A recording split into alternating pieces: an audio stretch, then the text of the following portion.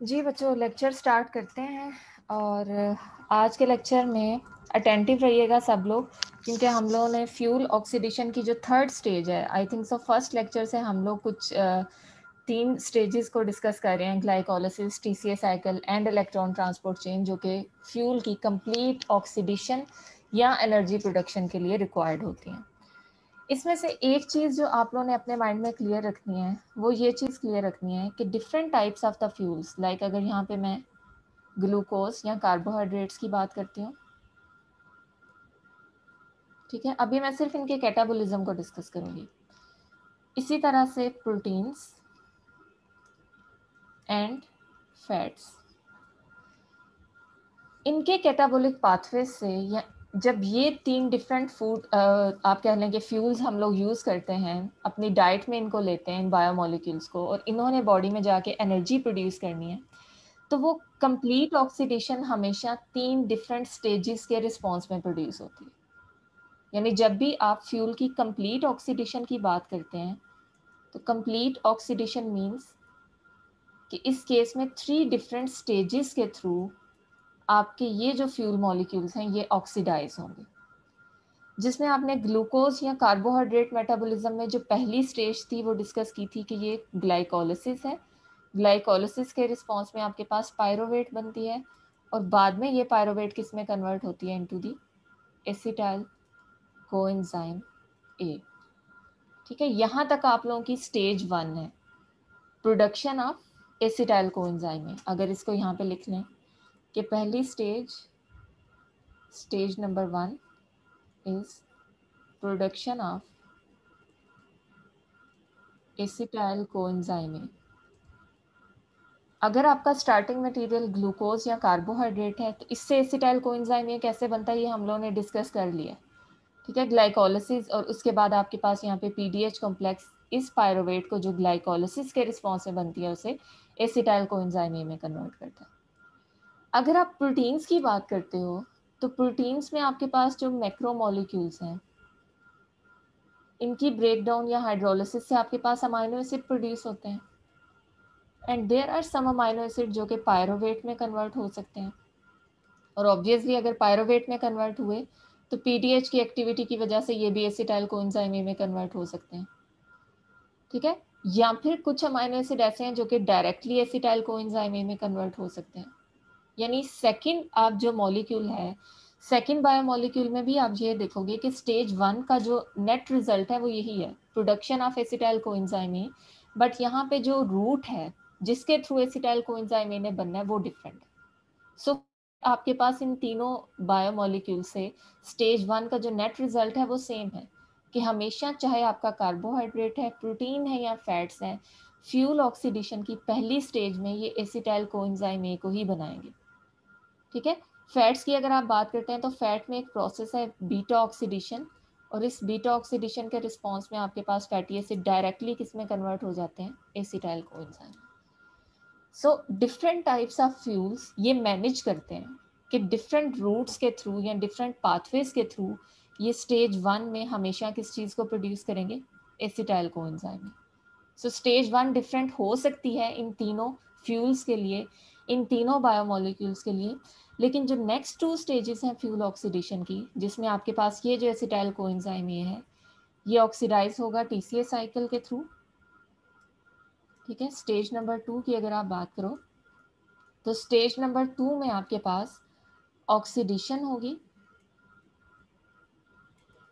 Acetyl coenzyme A की, और इसका रिजल्ट क्या है, production of reduced electron carriers, reduced form of NaDH और FADH2 आपके पास एक्यूमुलेट होते जाएंगे। सो नेक्स्ट जो सेकंड स्टेज है फ्यूल ऑक्सीडेशन की, इसमें चाहे आपके पास स्टार्टिंग मटेरियल कार्बोहाइड्रेट्स हैं, प्रोटीन्स हैं या फिर फैट्स हैं, इसमें आपके पास जो है वो अल्टीमेटली रिजल्ट क्या होगा कि माइटोकॉन्ड्रियल मैट्रिक्स में आपके पास जो रिड्यूस्ड इलेक्ट्रॉन कैरियर हैं NaDH, और इसी तरह से आपके पास जो FADH2 हैं, इनकी कंसंट्रेशन ज़्यादा होती जाएगी। ठीक है, यानी वहाँ पे आपके पास ये जो ऑक्सीडाइज्ड फॉर्म में इंटरमीडिएट्स हैं इनकी कंसंट्रेशन कम हो जाएगी, और जो रिड्यूस्ड फॉर्म में इलेक्ट्रॉन कैरियर्स पड़े हुए हैं, इनकी कंसंट्रेशन क्या होना शुरू हो जाएगी, इंक्रीज होना शुरू हो जाएगी, बिकॉज टीसीए साइकिल की एक्टिविटी की वजह से ये कंज्यूम हो रहे हैं और ये क्या हो रहे हैं, प्रोड्यूस हो रहे हैं। ये आपके पास सेकेंड स्टेज है। और नेक्स्ट थर्ड स्टेज में क्या होगा कि चाहे कार्बोहाइड्रेट, प्रोटीन्स या फैट्स, किसी भी बायोमोलिक्यूल से अगर आपके पास ये reduced electron carriers mitochondrial matrix में बन गए हैं या इनकी कंसंट्रेशन एक्सीड हो चुकी है, तो नेक्स्ट स्टेप में क्या होगा कि जो माइटोकॉन्ड्रियल मैट्रिक्स की इनर मेम्ब्रेन है, इसमें जो इलेक्ट्रॉन कैरियर्स हैं इलेक्ट्रॉन ट्रांसपोर्ट चेन के, they will oxidize these electron carriers. ठीक है, यहाँ पे आपके पास ये जो NADH है, ये क्या करेंगे, अपने इलेक्ट्रॉन इनको रिलीज करेंगे, खुद ऑक्सीडाइज हो जाएंगे Na+D+ में, और इन इलेक्ट्रॉन कैरियर्स को अपने इलेक्ट्रॉन क्या कर देंगे, रिलीज करेंगे, जो कि अल्टीमेटली ATP प्रोडक्शन में इन्वॉल्व होंगे। सो स्टेज नंबर 3 आपके पास क्या है, इलेक्ट्रॉन ट्रांसपोर्ट चेन के थ्रू ATP प्रोडक्शन। ठीक है, सो यहाँ पे सिर्फ आप लोगों को ये चीज़ क्लियर करवाना थी कि जो स्टेज 2 और स्टेज 3 है डिफरेंट टाइप्स ऑफ बायोमोलिक्यूल्स की, वो कॉमन है। सिर्फ स्टेज 1 में आप लोग थोड़ा बहुत डिफरेंस देखोगे। यहाँ पे आपने ग्लाइकोलिसिस ऑब्जर्व की, इसी तरह से अमाइनो एसिड और फैटी एसिड का जो कैटाबोलिक पाथवेज हैं, उसमें हम लोग सिर्फ फर्स्ट स्टेज को डिस्कस करेंगे, जिनके थ्रू ये एसिटाइल कोएंजाइम प्रोड्यूस करती हैं। सेकेंड और थर्ड स्टेज वही होगी जो हम लोग कार्बोहाइड्रेट के लिए ऑलरेडी डिस्कस कर चुके हैं। वही मशीनरी, वही एंजाइम, वही मैकेनिज्म, सिर्फ आपके पास यहाँ पे जो स्टार्टिंग मटेरियल है एसिटाइल कोएंजाइम है, उसको प्रोड्यूस करने वाला जो मैकेनिज्म है वो डिफरेंट होगा। ओके, सो आज के लेक्चर से हम लोगों ने फ्यूल ऑक्सीडेशन की third stage which is electron transport chain, ठीक है, इस इलेक्ट्रॉन ट्रांसपोर्ट चेन को पढ़ना शुरू करना है। इसके डिफरेंट एस्पेक्ट्स देखेंगे कि इसमें कौन कौन से इलेक्ट्रॉन कैरियर्स हैं, कौन कौन से कम्प्लेक्सेस हैं, और किस तरह से यहाँ पे जो है वो इलेक्ट्रॉन का फ्लो ATP प्रोडक्शन में यूज़ होता है।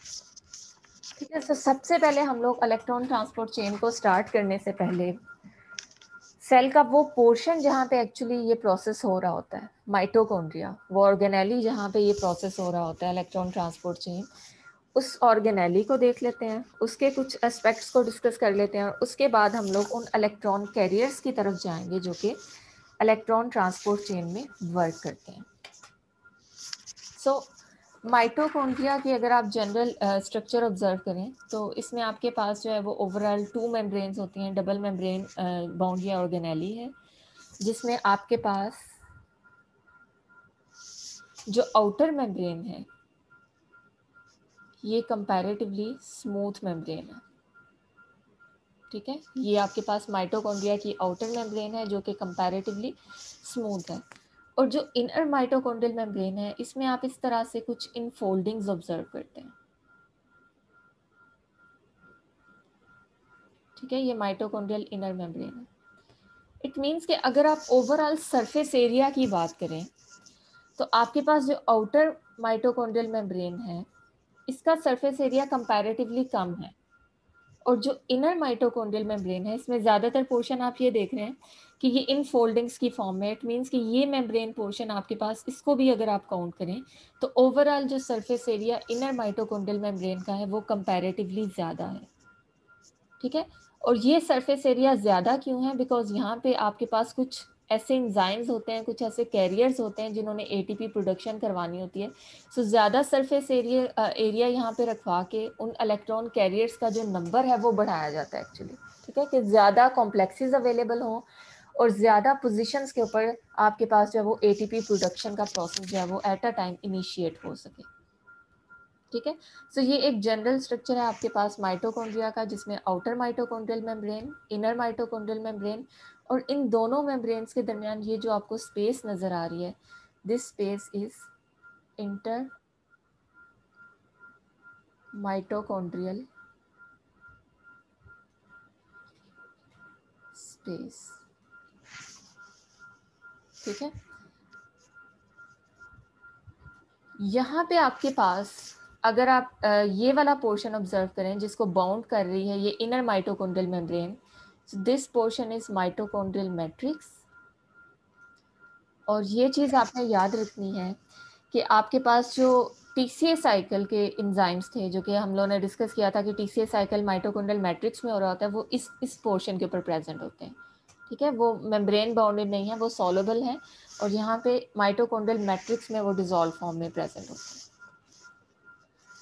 अब यहाँ पे मैंने आप लोगों के सामने 2 मेम्ब्रेन्स डिस्कस की हैं, outer mitochondrial membrane, inner mitochondrial membrane. इसमें से जो आउटर माइटोकॉन्ड्रियल मेम्ब्रेन है, कंपैरेटिवली ये परमिएबल मेम्ब्रेन होती है, यानी डिफरेंट टाइप के मॉलिक्यूल्स जो हैं वो सेल के साइटोसोल से क्रॉस कर सकते हैं इस आउटर माइटोकॉन्ड्रियल मेम्ब्रेन को, बिकॉज ये कंपैरेटिवली परमिएबल है, ये उन मॉलिक्यूल्स को अलाउ करती है कि ये इसे क्रॉस कर सकते हैं। बट इस माइटोकॉन्ड्रियल मैट्रिक्स तक जाने के लिए सपोज यहाँ पे कोई एक मॉलिक्यूल है, उसको आउटर माइटोकॉन्ड्रियल मेम्ब्रेन के साथ साथ इनर माइटोकॉन्ड्रियल मेम्ब्रेन को भी क्रॉस करना है। आउटर माइटोकॉन्ड्रियल मेम्ब्रेन मैंने आप लोगों के सामने डिस्कस किया है कि ये परमिएबल मेम्ब्रेन है, लेकिन इनर माइटोकॉन्ड्रियल मेम्ब्रेन आपके पास क्वाइट इम्परमिएबल है, ये सिलेक्टिव मेम्ब्रेन है, यानी यहाँ पे चेक एंड बैलेंस आप लोगों के पास है। अगर तो किसी स्पीशी के ट्रांसपोर्टर अवेलेबल हैं तभी वो माइटोकॉन्ड्रियल मैट्रिक्स के अंदर मूव कर सकती है, अदरवाइज वो यहाँ से वापस साइटोसोल में चली जाएगी। यानी ये चीज़ आप लोगों ने याद रखना है कि इनर और आउटर माइटोकॉन्ड्रियल मेम्ब्रेन की जो परमिएबिलिटी है वो सेम नहीं है।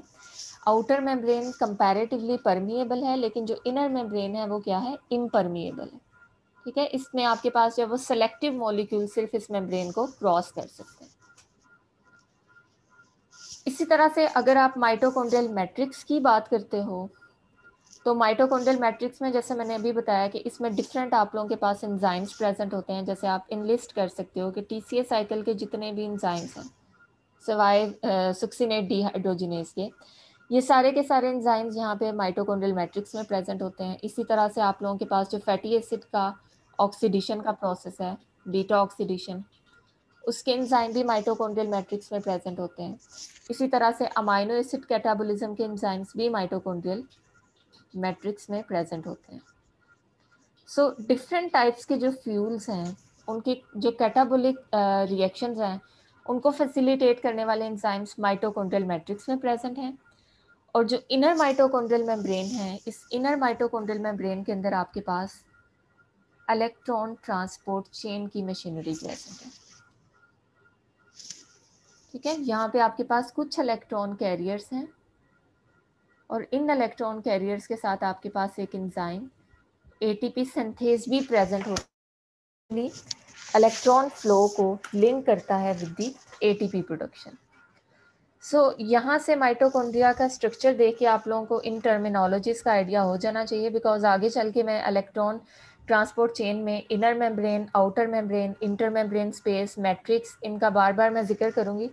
सो आई होप कि आप यहाँ से इन पॉइंट्स को क्लियर कर लोगे कि आउटर मेम्ब्रेन का अगर मैं बात कर रही हूँ तो इट मीन्स कि ये वाली मेम्ब्रेन है, इनर मेम्ब्रेन की अगर बात कर रही हूँ तो इट मीन्स कि ये वो मेम्ब्रेन है जो कि माइटोकॉन्ड्रियल मैट्रिक्स और इंटर मेम्ब्रेन स्पेस को सेपरेट करती है। ठीक है, और इस मेम्ब्रेन में आपके पास इलेक्ट्रॉन ट्रांसपोर्ट चेन की मशीनरी प्रेजेंट होगी। ओके, जैसे अभी मैंने आप लोगों से डिस्कस किया है कि जो फ्यूल ऑक्सीडेशन की पहली और जो दूसरी स्टेज है, स्टेज 1 एंड स्टेज 2 में आपने ये चीज़ ऑब्जर्व की है कि आपके पास जहाँ पे भी कहीं ऑक्सीडेशन का प्रोसेस हो रहा था, जहाँ भी कोई डीहाइड्रोजिनेज एंजाइम इन्वॉल्व थे, उन डीहाइड्रोजिनेजेस के पास कुछ इलेक्ट्रॉन कैरियर्स भी लिंक थे। लाइक अगर आप यहाँ पे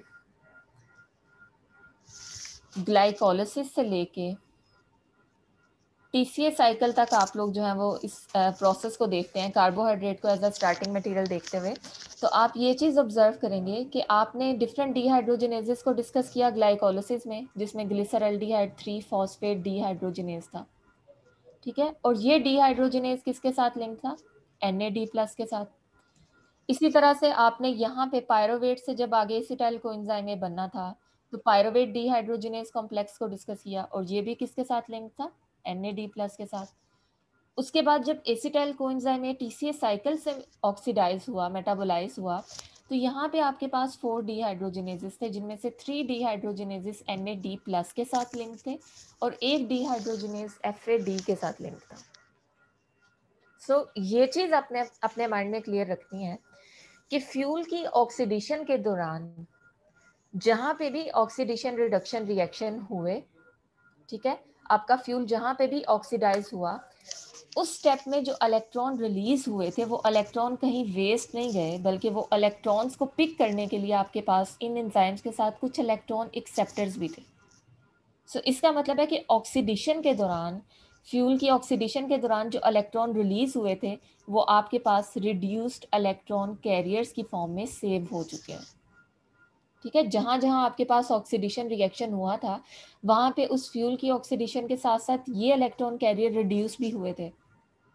ठीक है, सो इलेक्ट्रॉन ट्रांसपोर्ट चेन तक पहुंचने के टाइम आपके पास जितने भी ये ऑक्सीडाइज्ड इलेक्ट्रॉन कैरियर्स थे ये अब रिड्यूस्ड फॉर्म में प्रेजेंट होंगे। ठीक है, सो ये पॉइंट सबके माइंड में क्लियर हो कि फ्यूल ऑक्सीडेशन के दौरान आपके जो डिहाइड्रोजिनेजेस थे they were linked with the NAD, NADP+, FMN या FAD। मोस्टली हम लोगों ने NAD और FAD को डिस्कस किया है। ये डिहाइड्रोजिनेजेस इन इलेक्ट्रॉन एक्सेप्टर्स के साथ लिंक थे और इन इलेक्ट्रॉन एक्सेप्टर्स ने ऑक्सीडेशन के दौरान मैक्सिमम ऑफ इलेक्ट्रॉन्स को पिक कर लिया। इट मीन्स कि अब ये अपनी रिड्यूस्ड फॉर्म में प्रेजेंट है। और अगर आप इन रिड्यूस्ड इलेक्ट्रॉन कैरियर्स के एक बार स्ट्रक्चर को रिवाइज करें, जो कि हमने बायोएनर्जेटिक्स में भी किया था, तो एक NADH का जो मॉलिक्यूल है, इट मीन्स कि इसके पास क्या चीज प्रेजेंट है, एक हाइड्राइड आयन प्रेजेंट है। और हाइड्राइड आयन आपके पास मिक्सचर है 2 इलेक्ट्रॉन प्लस 1 प्रोटॉन का। और अगर FADH2 आपके पास प्रेजेंट है तो इसका मतलब है इसमें 2 हाइड्रोजन एटम्स प्रेजेंट है। और 2 hydrogen atoms mean 2 protons and 2 electrons. ठीक है, सो ये चीज़ अपने अपने माइंड में क्लियर रखनी है कि फ्यूल ऑक्सीडेशन के दौरान जो प्रोड्यूस्ड होने वाले रिड्यूस्ड इलेक्ट्रॉन कैरियर्स थे ये इलेक्ट्रॉन ट्रांसपोर्ट चेन में एज अ स्टार्टिंग मटेरियल अब यूज़ होंगे, क्योंकि ये अपने इन इलेक्ट्रॉन्स को जो इनके पास इस टाइम पे प्रेजेंट हैं उन इलेक्ट्रॉन्स को आगे जाके complexes of electron transport chain में क्या करने जा रहे हैं, रिलीज करेंगे। ठीक है, सो अब ये चीज़ भी आप लोगों को यहाँ पे क्लियर है कि NADH में कितने इलेक्ट्रॉन्स हैं और FADH2 में कितने इलेक्ट्रॉन्स हैं। ऑब्वियसली जब तक ये क्लियर नहीं होगा तब तक हम इस चीज़ को क्लियर नहीं करेंगे कि ये आगे इलेक्ट्रॉन ट्रांसपोर्ट चेन में कितने इलेक्ट्रॉन रिलीज करेंगे। ठीक है, सो 2 electron and 1 proton in the case of NADH and 2 electron and 2 protons in the case of FADH2. अब इनकी प्रॉपर्टीज मैंने आप लोगों को जब बताई थी FAD और NAD की, तो वहाँ पे भी मैंने एक चीज़ डिस्कस की थी कि ये इलेक्ट्रॉन्स को डिफरेंट मैनर में रिलीज कर सकती हैं। आप यहाँ पे अगर देखते हो तो FAD के हवाले से ये पॉइंट मैं दोबारा से रिकॉल करवा देती हूँ कि आपके पास जो FAD है, ये मैंने आप लोगों को ये चीज़ बताई थी कि ये एक्सेप्ट करता है इलेक्ट्रॉन्स को in the form of hydrogen atom. ठीक है, यानी first of all sequentially accept करता है। इट मीन्स कि 2 स्टेप्स में एक्सेप्ट करता है और हमेशा इलेक्ट्रॉन्स को एक्सेप्ट करता है इन the form of hydrogen atom, which means कि इलेक्ट्रॉन को अकेले एक्सेप्ट नहीं करेगा बल्कि हमेशा इलेक्ट्रॉन को एक प्रोटॉन के साथ एक्सेप्ट करता है। ठीक है, सो ये इसकी प्रॉपर्टी है कि हमेशा इलेक्ट्रॉन को डायरेक्टली एक्सेप्ट नहीं करता बल्कि इलेक्ट्रॉन को in the form of hydrogen atom accept करता है। सो सपोज एक हाइड्रोजन एटम अगर इसने एक्सेप्ट किया तो ये पार्शियली रिड्यूस होके किस में कन्वर्ट हो जाएगा, FADH में। ठीक है, ये आपके पास है पार्शियली रिड्यूस्ड फॉर्म। और इस पार्शियली रिड्यूस्ड फॉर्म को आप सेमी क्यूनोन फॉर्म भी कहते हैं। इसी तरह से यही पार्शली रिड्यूस्ड जो FADH है, इन सेकेंड स्टेप एक और इलेक्ट्रॉन को in the form of hydrogen atom भी एक्सेप्ट कर सकता है और अब ये अपनी कौन सी फॉर्म में जा सकता है, फुली रिड्यूस्ड फॉर्म में। ठीक है, और इसकी जो फुली रिड्यूस्ड फॉर्म है उसको कहा जाता है सेमी क्यूनोल फॉर्म। ठीक है, सो ये टर्मिनोलॉजीज आप लोगों को पता होनी चाहिए, क्योंकि चैप्टर में समटाइम्स आपके पास फुली या पार्शली रिड्यूस फॉर्म की बजाय सेमी क्यूनोन या सेमी क्यूनोल जो है वो लिखा हुआ आप लोगों को मिलेगा। सो ये चीज़ हमेशा याद रखनी है कि जो फ्लेवोप्रोटीन्स हैं जिनके साथ FAD प्लस प्रेजेंट होता है, ये हमेशा इलेक्ट्रॉन्स को एक्सेप्ट करती हैं इन the form of hydrogen atom, which means कि इलेक्ट्रॉन अकेला एक्सेप्ट नहीं होगा, इलेक्ट्रॉन के साथ एक प्रोटॉन भी जाएगा।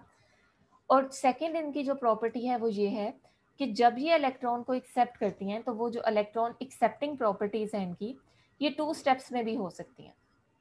यानी सपोज कोई ऐसी स्पीशी है जिसने एक ही इलेक्ट्रॉन रिलीज किया है, तो ये उस केस में एक इलेक्ट्रॉन को एक्सेप्ट करके सेमी क्यूनोन फॉर्म में भी जा सकती हैं। और अगर नेक्स्ट कोई और स्पीशी आती है जो कि फर्दर एक और इलेक्ट्रॉन को रिलीज कर रही है, तो इस केस में ये सेकंड इलेक्ट्रॉन को एक्सेप्ट करने के बाद फुली रिड्यूस फॉर्म में भी जा सकती हैं। यानी इनमें जो इलेक्ट्रॉन का एक्सेप्ट करने वाला जो बिहेवियर है वो कौन सा बिहेवियर है? सिक्वेंशियल बिहेवियर है। ठीक है, यानी 2 इलेक्ट्रॉन्स अगर इनको मिलते हैं तो एट अ टाइम ये अपनी रिड्यूस फॉर्म में जा सकती हैं, लेकिन अगर इनको एक एक इलेक्ट्रॉन मिल रहा है किसी रिएक्शन में, तो उस केस में ये सिक्वेंशली उन इलेक्ट्रॉन्स को एक्सेप्ट करने के बाद पहले अपनी partially reduced form and then fully reduced form में जाएंगी। और दूसरी तरफ अगर आप बात करते हो NAD+ की, तो NAD+ के बारे में हमने डिस्कस किया था कि कोई भी डिहाइड्रोजनेज जब किसी मीडियम में से मॉलिक्यूलर हाइड्रोजन को रिलीज करवाता है, molecular hydrogen means 2 protons and 2 electrons, तो NAD+ उस मॉलिक्यूलर हाइड्रोजन का सिर्फ एक पोर्शन एक्सेप्ट करता है। ठीक है, यानी उसमें से 2 इलेक्ट्रॉन्स एंड 1 प्रोटॉन सिर्फ इसको एक्सेप्ट करता है, जिसको हम क्या कहते हैं? Hydride ion. सो NAD हमेशा आपके पास इस फॉर्म में होगा NADH, और proton as it is medium में रहेगा, बिकॉज यहाँ से आपके पास 2 electron and 1 proton in the form of hydride ion NADH ने एक्सेप्ट किया है, और जो रिमेनिंग एक प्रोटॉन है वो एज इट इज़ मीडियम में एग्जिस्ट करेगा। ठीक है, सो ये कुछ प्रॉपर्टीज़ आपके पास इन यूनिवर्सल इलेक्ट्रॉन कैरियर्स की जो है ये आप लोगों के माइंड में रिवाइज होनी चाहिए। ये कुछ एग्जांपल्स हैं जिसमें आप लोग देख सकते हैं कि कुछ TCA साइकिल के एंजाइम्स हैं, कुछ ऐसे एंजाइम्स हैं जो कि अभी हम लोगों ने पढ़ने हैं अमाइनो एसिड कैटाबॉलिज्म के अंदर। सो ये सिर्फ इस चीज़ को हाईलाइट कर रहे हैं कि डिफरेंट कैटाबॉलिक प्रोसेसेस में जो डीहाइड्रोजनेसेस हैं वो NAD या FAD+ के साथ लिंक्ड होते हैं। ठीक है, ये सिर्फ आप लोगों ने यहाँ कि ये कौन सा एंजाइम है और किस रिएक्शन के अंदर ये यूज़ हो रहा था। ओके, अब नेक्स्ट इलेक्ट्रॉन ट्रांसपोर्ट चेन को स्टार्ट करने से पहले हम ये चीज़ देख लेते हैं, जैसे अभी हम लोगों ने FAD के केस में देखा है ना कि इलेक्ट्रॉन जो है वो डायरेक्टली ट्रांसफर नहीं होता, बल्कि electron in the form of hydrogen atom transfer होता है। सो इलेक्ट्रॉन ट्रांसपोर्ट चेन में हम different types of transfer mechanisms को ऑब्जर्व करेंगे कि electron some time directly transfer हो जाते हैं, सम टाइम हाइड्रोजन एटम की फॉर्म में ट्रांसफर होते हैं, सम टाइम हाइड्राइड आयन की फॉर्म में ट्रांसफर होंगे। ठीक है, सो कितने ऐसे मैकेनिज्म्स हैं जिनकी फॉर्म में इलेक्ट्रॉन ट्रांसफर हो सकते हैं, इन पॉइंट्स को रिवाइज करते हैं और उसके बाद हम इलेक्ट्रॉन कैरियर्स की तरफ मूव करेंगे। So biological oxidation reduction reactions में वी ऑल नो कि ट्रांसफर ऑफ इलेक्ट्रॉन्स तो होना ही है, क्योंकि ऑक्सीडेशन रिडक्शन रिएक्शंस वही होते हैं ना जिसमें अगर एक स्पीशी इलेक्ट्रॉन रिलीज कर रही है तो दूसरी स्पीशी उन इलेक्ट्रॉन्स को क्या करेगी? एक्सेप्ट करेगी। इन रिएक्शंस को हम क्या कहते हैं? Biological oxidation reduction reaction. और अगर कोई एक आपके पास रिएक्शन हो रहा है ऑक्सीडेशन का रिएक्शन, तो इट मीन्स कि this reaction is coupled with this second reaction reduction, because ये इंडिपेंडेंटली तो होते नहीं है। सो अगर यहाँ पे आपके पास कोई भी स्पीशी है, फॉर एग्जांपल ग्लूकोज है, आपके पास अमाइनो एसिड्स हैं, या आपके पास जो है वो फैट्स हैं, ठीक है, इनमें से कोई सा भी फ्यूल है और इसकी ऑक्सीडेशन हो रही है, इट मीन्स कि इसके कैटाबॉलिज्म के रिस्पॉन्स में एनर्जी रिलीज हो रही है, तो डेफिनेटली उसको एक्सेप्ट करने के लिए भी आपके पास जो है वो कुछ कैरियर्स होंगे जो कि इन इलेक्ट्रॉन्स को एक्सेप्ट करेंगे। नाउ एक्सेप्ट किस फॉर्म में करना है? ठीक है, एक्सेप्ट करने के भी डिफरेंट मैकेनिज्म्स हैं। So with in the biological systems आपके पास जो इलेक्ट्रॉन का ट्रांसफर है ये 3 डिफरेंट मैकेनिज्म्स के थ्रू हो सकता है। और ये 3 जो डिफरेंट मैकेनिज्म्स हैं, ये आप इलेक्ट्रॉन ट्रांसपोर्ट चेन में भी इस पॉइंट को विटनेस करोगे। पहला मैकेनिज्म है आपके पास डायरेक्ट ट्रांसफर ऑफ इलेक्ट्रॉन, ठीक है, डायरेक्ट ट्रांसफर ऑफ इलेक्ट्रॉन्स।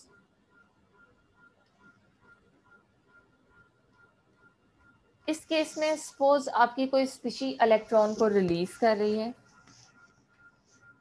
और वो इलेक्ट्रॉन डायरेक्टली कोई दूसरी स्पीशी एक्सेप्ट कर रही है। सपोज ये एक स्पीशी है जिसने इलेक्ट्रॉन को रिलीज किया और इलेक्ट्रॉन को डायरेक्टली कोई दूसरी स्पीशी क्या कर रही है, एक्सेप्ट कर रही है। इट मीन्स कि यहाँ पे इलेक्ट्रॉन के साथ आपको किसी और दूसरे मॉलिक्यूल की जरूरत नहीं है, लाइक प्रोटॉन को साथ जो है वो ट्रांसफर करवाने की जरूरत नहीं है।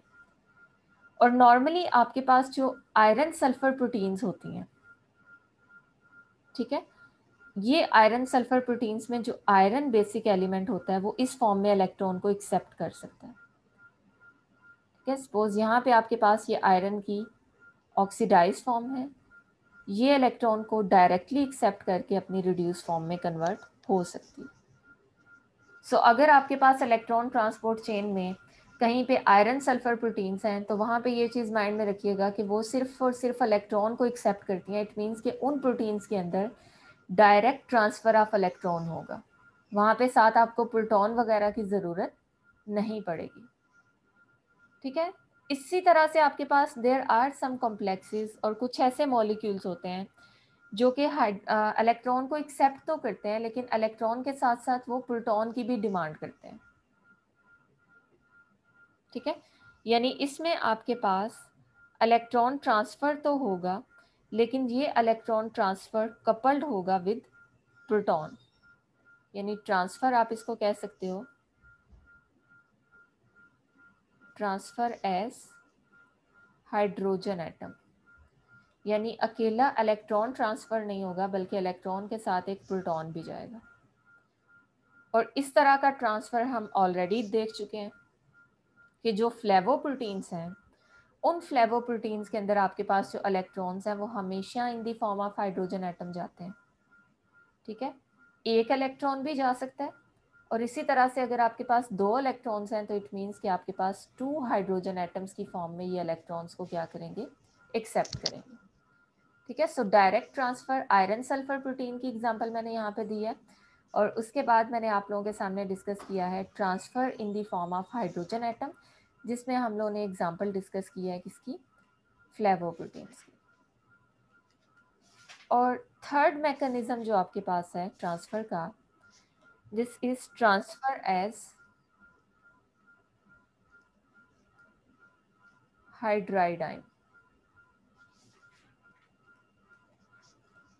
ठीक है, और ये भी हम लोगों ने देखा है कि इस केस में आपके पास एग्जांपल है NAD+, ठीक है, जो कि एक्सेप्ट करता है सिर्फ और सिर्फ हाइड्राइड आयन को और प्रोटॉन को क्या कर देता है, रिलीज कर देता है। इसका मतलब है कि जब ये ट्रांसफर करेगा या अपने इलेक्ट्रॉन डोनेट करेगा तो तब ये किस चीज़ को डोनेट करेगा, हाइड्राइड आयन को।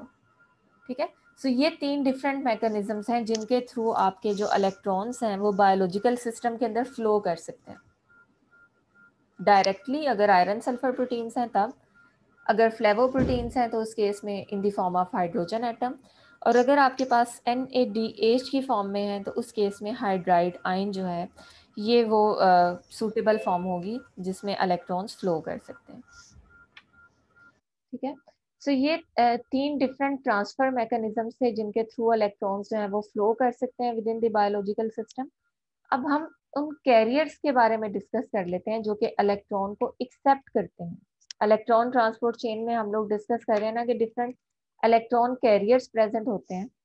लाइक ये आपके पास अगर आउटर माइटोकॉन्ड्रियल मेम्ब्रेन है तो हम लोग स्टार्टिंग से ये चीज डिस्कस कर रहे हैं कि इनर माइटोकॉन्ड्रियल मेम्ब्रेन में कुछ इलेक्ट्रॉन कैरियर्स प्रेजेंट होते हैं।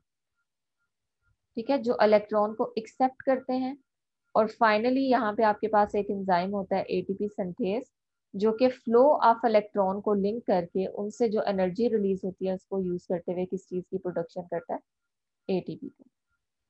ठीक है, सो इन इलेक्ट्रॉन कैरियर्स के बारे में देख लेते हैं कि एक्चुअली इन कैरियर्स की क्या क्या प्रॉपर्टीज हैं और इनमें इलेक्ट्रॉन का जो ट्रांसफर है वो किस मैकेनिज्म के थ्रू होता है। ठीक है, उसके बाद हम प्रॉपर स्टार्ट करेंगे इलेक्ट्रॉन ट्रांसपोर्ट चेन का। सो जो पहले आपके पास कैरियर्स हैं इलेक्ट्रॉन ट्रांसपोर्ट चेन में, दीज आर यूबिक्विनोन्स, जिनको कोएंजाइम क्यूबी कहा जाता है। ठीक है, सो फर्स्ट ऑफ ऑल हम लोग डिस्कस करेंगे यूबिक्विनोन्स को,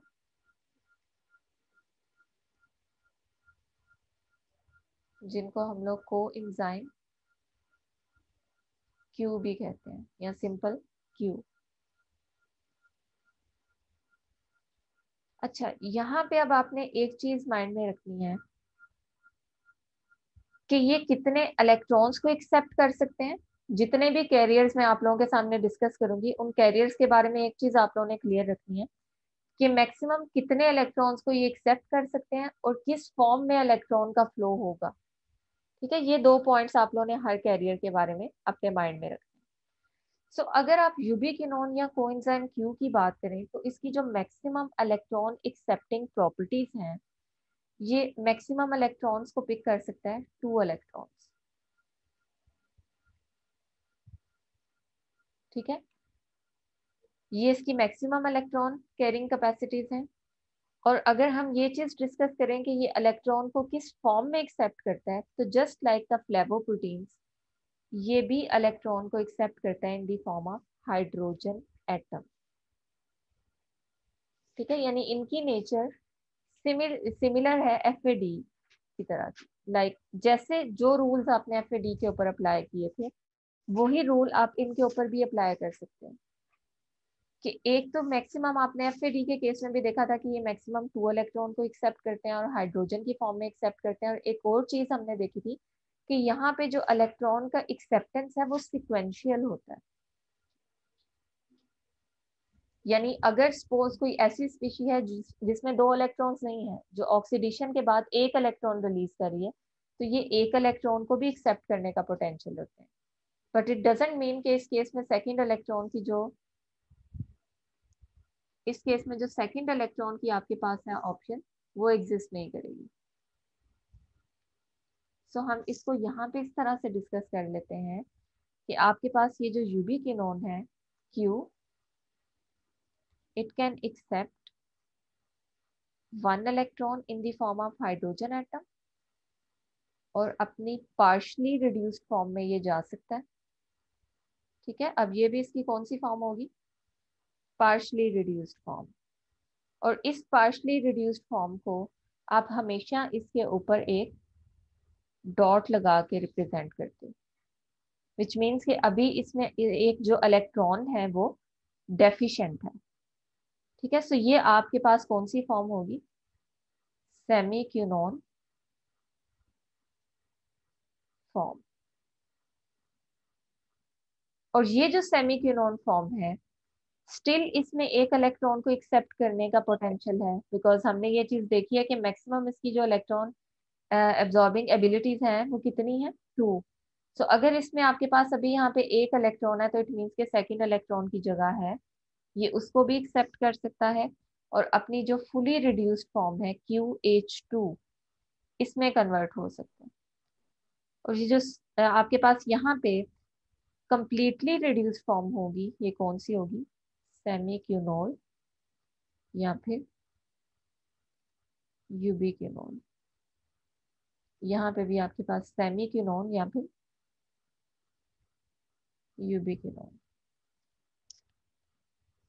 ठीक है, तो ये आपने पॉइंट्स अपने माइंड में क्लियर रखने हैं कि जो आपके पास इलेक्ट्रॉन ट्रांसपोर्ट चेन में यूबिक्विनोन्स या कोएंजाइम Q एक इलेक्ट्रॉन ट्रांसपोर्ट चेन का एक कैरियर है, इस कैरियर की क्या प्रॉपर्टी है कि ये मैक्सिमम 2 इलेक्ट्रॉन्स को एक्सेप्ट करता है, इलेक्ट्रॉन्स को हमेशा एक्सेप्ट करता है in the form of hydrogen atom, और सिक्वेंशियल इलेक्ट्रॉन एक्सेप्टेंस की प्रॉपर्टी भी रखता है, विच मीन्स कि अगर इसको एक वक्त में एक इलेक्ट्रॉन मिल रहा है तो उसको एक्सेप्ट करके अपनी पार्शली रिड्यूस्ड फॉर्म में जा सकता है, और सेकेंड राउंड में सेकेंड इलेक्ट्रॉन को एक्सेप्ट करने के बाद अपनी फुली रिड्यूस्ड फॉर्म यानी यूबिक्विनोल में भी कन्वर्ट हो सकता है।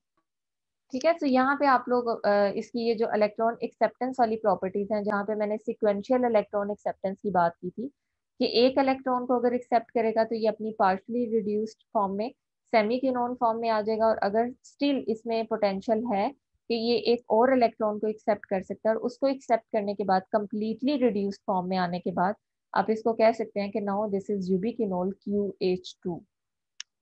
ठीक है। अब यहाँ पे कोएंजाइम क्यू की एक बहुत ही इंपॉर्टेंट जो प्रॉपर्टी है जो आप लोगों ने माइंड में रखनी है, वो ये है कि ये एक स्मॉल और हाइड्रोफिलिक या लिपोफिलिक इलेक्ट्रॉन कैरियर है। ठीक है।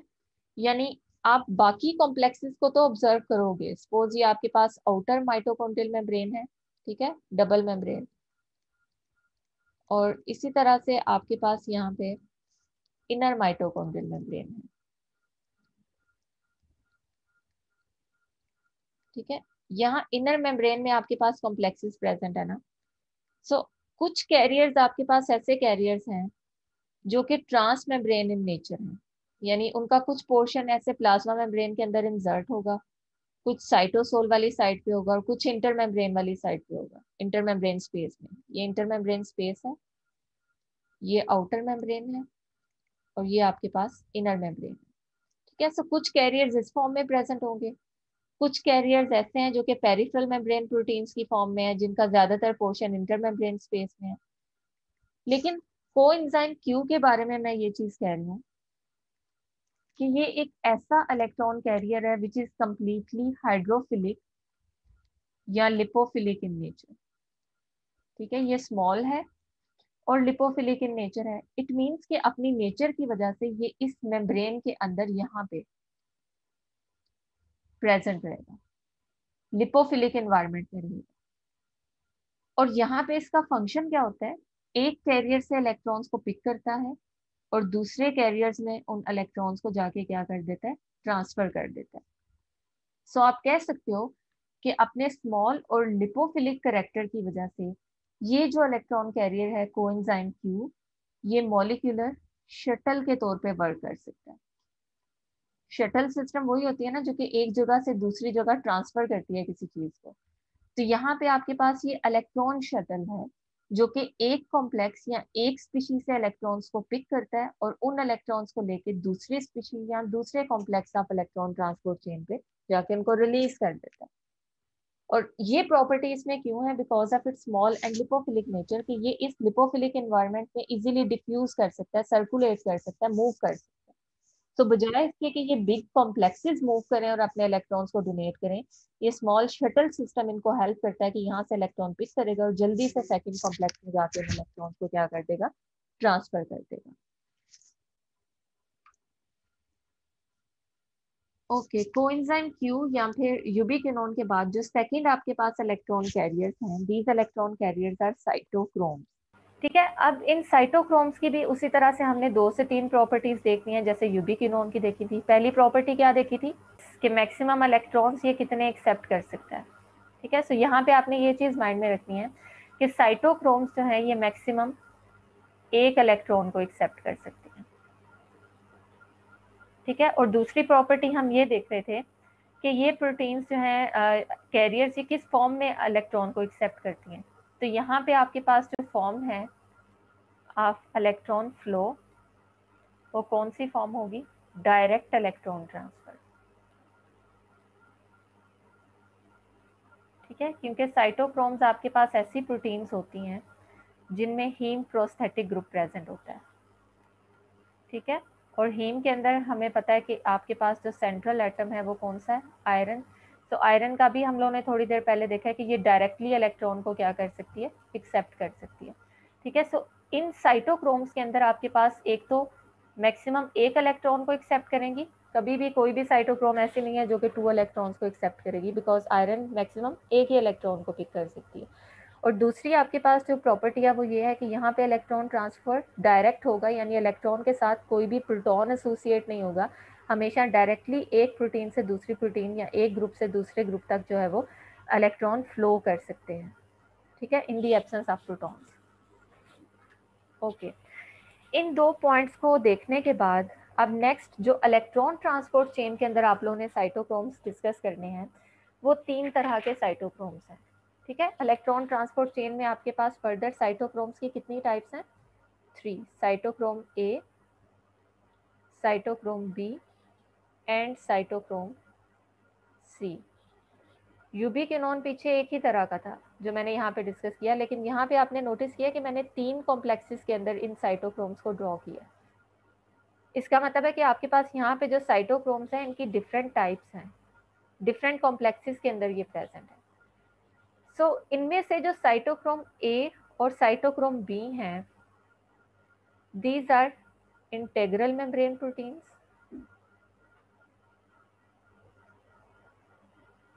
ठीक है,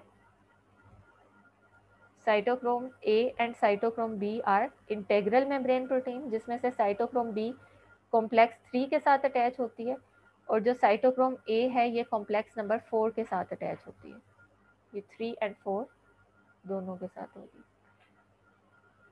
ठीक है, और ये इंटेग्रल मेम्ब्रेन प्रोटीन्स हैं, इट मींस कि ये प्लाज्मा मेम्ब्रेन में से कंप्लीटली पास कर सकती हैं इस तरह से। और जो साइटोक्रोम सी है, this cytochrome C is hydrophilic in nature. ठीक है, इसका मतलब है कि ये आपकी इस प्लाज्मा मेम्ब्रेन का जो लिपोफिलिक एनवायरनमेंट है वहां पे तो प्रेजेंट हो नहीं सकती। सो ये जो आपके पास साइटोक्रोम सी है हमेशा इस तरह से इंटर मेम्ब्रेन स्पेस वाली साइड पे प्रेजेंट होगी। ठीक है, यहाँ से आप इस डायग्राम से देखें कि ये कॉम्प्लेक्स नंबर 3 और कॉम्प्लेक्स नंबर 4 के दरमियान इंटर मेम्ब्रेन स्पेस में प्रेजेंट है।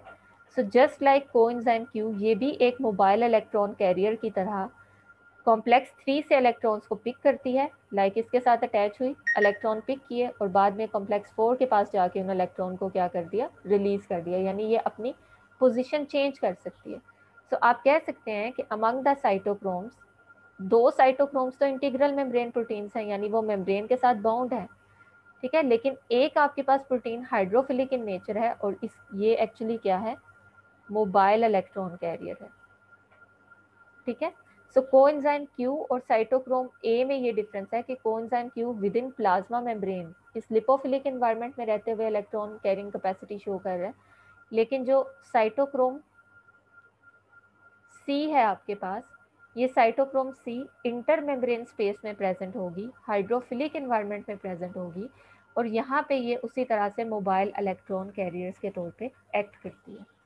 सो इलेक्ट्रॉन ट्रांसपोर्ट चेन में 2 इलेक्ट्रॉन कैरियर्स ऐसे हैं जो कि मोबाइल इन नेचर हैं, जो कि शटल सिस्टम के तौर पे मूव कर सकते हैं। एक हाइड्रोफिलिक एनवायरनमेंट में है और दूसरा हाइड्रोफोबिक एनवायरनमेंट में है। नेक्स्ट बच्चों आपके पास आ जाती हैं थर्ड टाइप्स के इलेक्ट्रॉन कैरियर्स, जो कि आयरन सल्फर प्रोटीन्स हैं। ठीक है, थर्ड टाइप्स की जो electron carriers electron transport chain में आप लोग देखेंगे, ये इलेक्ट्रॉन कैरियर्स कौन से हैं? Iron sulphur proteins. Again in iron sulphur proteins की अगर बात करें तो मैक्सिमम इलेक्ट्रॉन जो ये पिक कर सकती हैं 1 इलेक्ट्रॉन। ठीक है, और यहाँ पे भी जो आपके पास ट्रांसफर है फॉर्म ऑफ इलेक्ट्रॉन फ्लो, वो क्या होगा? डायरेक्ट ट्रांसफर होगा बिकॉज ऑफ आयरन। ठीक है, सो यहाँ पे आपके पास साइटोक्रोम में सिंपली एक हीम ग्रुप था, सिंपल आयरन प्रेजेंट था, लेकिन आयरन सल्फर प्रोटीन्स के अंदर आपके पास जो रिएक्शन सेंटर है उसके अंदर आयरन के साथ साथ क्या चीज प्रेजेंट होती है? सल्फर प्रेजेंट होती है। और इस आयरन और सल्फर सेंटर की फर्दर डिफरेंट ऑक्सीडेशन स्टेट्स हो सकती हैं। ठीक है, समटाइम्स आप लोगों को बुक में लिखा हुआ मिलेगा सिंगल आयरन सल्फर सेंटर।